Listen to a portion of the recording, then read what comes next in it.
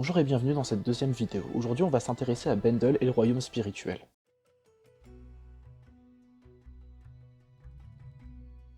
Pour expliquer Bendel, il faut d'abord expliquer ce qu'est le royaume spirituel. Il existe parallèlement au royaume physique, et le royaume spirituel est ce qui permet l'aspect vivant de Runeterra. Tout ce qui existe dans le royaume physique a une réflexion spirituelle, mais l'inverse n'est pas nécessairement vrai, et ce qui est le cas pour Bendel. Il existe différentes poches à l'intérieur du royaume spirituel qui sont connectées à Runeterra mais qui n'en font pas partie intégrante. On a les Terriordal de Bendel, le royaume de Mordekaiser ou encore la clairière du Lord de Lulu. Ce sont tous des lieux spirituels qui n'ont pas de réflexion physique. Le royaume spirituel est une sorte de dimension où les lois physiques n'existent pas et sont malléables. Les émotions, le subconscient et même les croyances peuvent agir dessus, ce qui explique l'existence de démons et d'esprits sur lesquels nous reviendrons dans une prochaine vidéo.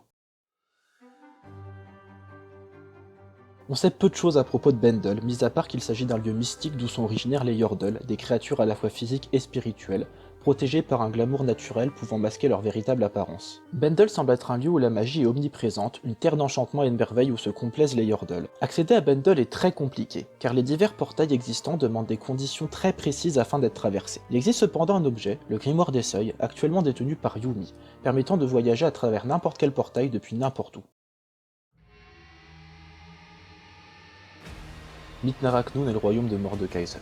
S'attendant à trouver le hall des ossements après sa mort, le guerrier Shen Uzal ne trouva qu'un vaste désert. Voyant les âmes des morts se dissiper, il refusa de se laisser emporter. C'est là qu'après un second règne et une seconde mort, il forgea un royaume à son image, utilisant les âmes de ceux qu'il avait tués comme briques et mortier pour son nouvel au-delà. Bien que Mitnaraknun n'ait pas de reflet physique, il est lié au bastion immortel de Noxus, car dans ses tréfonds réside le puits des âmes, jalousement gardé par le Blanc.